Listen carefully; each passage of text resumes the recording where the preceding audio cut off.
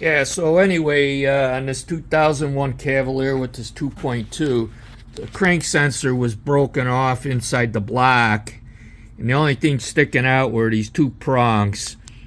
So to make a long story short, I had to take the knock sensor out next to it and disconnect a bunch of connectors and try to get the wiring harness out of the way.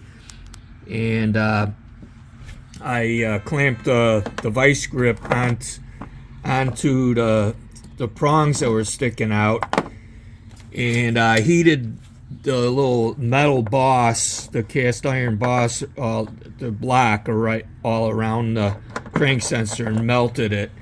And then I got like a little pry bar. And pried against the vice grip.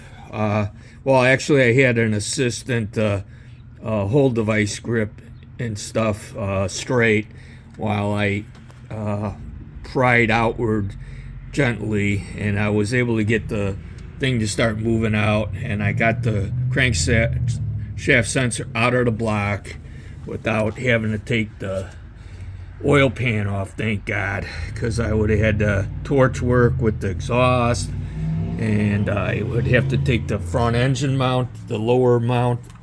There's like a mount that it's at the front of the oil pan. You got to jack the engine up and get it out. So basically, I got the cam sensor changed, the crank sensor. It still did not start. I changed the ignition module, still did not start. I took the plugs out again, and I did a full compression test. And some of the plugs only had some of the cylinders only had like about 90 psi pressure and stuff. I was like, what the heck? This timing chain's broke or whatever. I was about to give up. The engine controller is underneath the splash guard at the front here, and I was thinking, well, it could be the engine computer, it could be the timing chain, but I had like decent compression all the way across before, and I didn't know what had happened. Maybe doing the fuel injector flow test with this fuel injector tester and stuff. I did have like good injector pulse after I changed the cam sensor.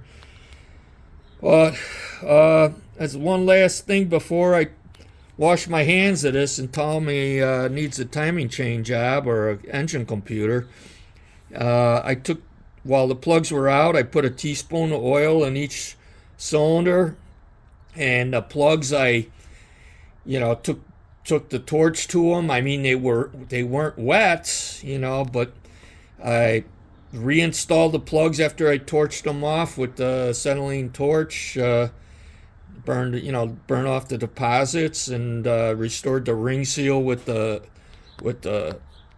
teaspoon of oil in each cylinder. This thing fired right up. So, before you overdiagnose shit, even if the plugs aren't all wet and stuff, they may have been washed down. The cylinder walls could have been washed down.